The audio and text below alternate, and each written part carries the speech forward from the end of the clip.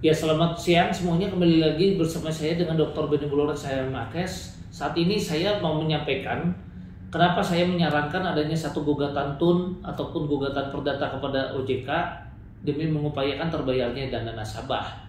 Jadi di sini seperti kita tahu, AJK sekarang lagi proses pidana, JBS juga lagi proses pidana. Jadi kalau pencarian aset dari proses pidana itu contohnya seperti Indosuria ada dikembalikan kepada korban, tapi dikembalikan kepada seluruh korban ini mekanismenya belum ada. Artinya mekanisme belum ada, jaksa mungkin akan kesulitan juga membagikan karena nggak tahu dananya dari mana untuk ngambil dana membagikan itu. Mengingat nanti perlu pendataan, perlu sebagainya, dan cara pembagiannya yang lebih kecil dulu atau lebih besar dulu atau proporsional itu mungkin akan kebingungan di situ. Ya, dan jaksa juga kebingungan apabila tidak ada biayanya. Nah, sementara kalau proses hukum ini juga menyulitkan karena Kresna kebanyakan asetnya berupa saham. Ya, nah kalau berupa sahamnya 50 perak.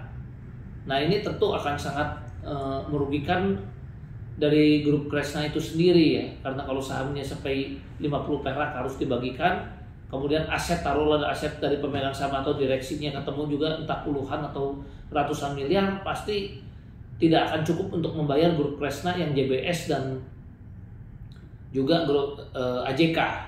Tapi kalau saham naik, kemungkinan besar akan cukup. Itu sebab meskipun tim likuidator ditunjuk oleh kami sebagian nasabah, kok melakukan gugatan TUN. Padahal kenapa Pak Benny melalui likuidator yang ditunjuk tidak berusaha untuk menguntungkan daripada para kliennya sendiri saja. Nah, ini yang saya sampaikan. Saya tidak ada niat sama sekali untuk mendapatkan keuntungan, dan klien-klien saya pun juga kalau ingin sedikit lebih baik, misalnya dapat skala prioritas dan sebagainya, mereka mengharapkan, tapi tidak merugikan yang lain, itu semua lawyer juga berjuang, tentu ada yang sampai hal-hal berharap sampai seperti itu, ya.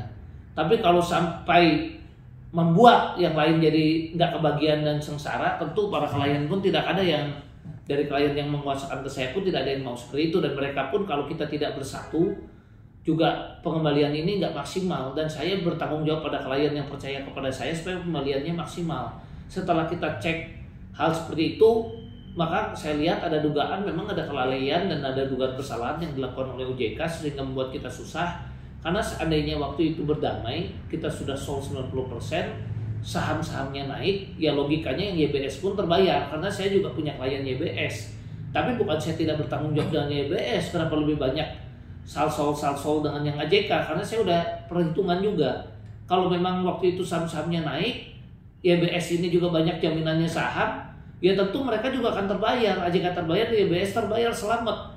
Tapi kalau diciu, AJK juga tidak selamat, mendekati nol, yang YBS pun saya bertanggung jawabnya juga sulit ya untuk membantu mereka, karena dan jelas adalannya kan dari saham-saham.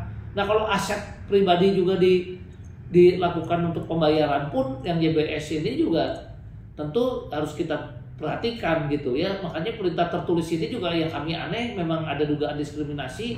Kok kita akan cek di Wana Arta dengan Jiwasraya apakah ada perintah tertulis juga atau enggak terhadap aset-aset pemegang yang lainnya. Nah, ini kan juga lucu. Bukan saya membela ya, tapi ini cuma salah satu perkataan saya atau dugaan-dugaan yang saya sampaikan ya. Dugaan yang saya sampaikan ada dugaan diskriminasi. Kenapa? Ya saya juga kalau perintah tertulis yang dilakukan oleh OJK tersebut ternyata memang asetnya cukup untuk bayar seluruh klien saya, khususnya dan umumnya suruh nasabah, saya tentu tidak akan lakukan gugatan TUN. Suruh saja tim likuidator langsung menjual dan membagikan. Tapi karena sekarang setelah diduga kuat, kalau ini kita telusuri, diduga kuat, kita perhitungannya secara kasat mata saja dulu dengan saham-saham yang sekarang nilainya sangat minim, tentu akan sulit. Tapi kalau sekarang ciunya dibuka, sahamnya melejit, dia naik, walaupun belum tentu kembali 100%, tapi pasti lebih baik daripada ciu. Makanya itu sebabnya meskipun tim likuidator kami yang tunjuk dari sebagian besar nasabah, tapi kami tetap memikirkan lebih baik gugatan TUN, karena itu yang justru pembayaran lebih maksimal. Dan pemegang saham kami yang melakukan somasi untuk segera melakukan gugatan TUN, Karena kami tahu kalau dia mau memasrahkan saja kepada tim likuidator dan merasa tugasnya sudah selesai, justru kami marah. Ya berarti seolah-olah ada dugaan ingin cuci tangan saja, silahkan dilikuidasi, bagikan aja seadanya. Ya kalau saham gocap suruh bagiin seadanya, kami tidak rela.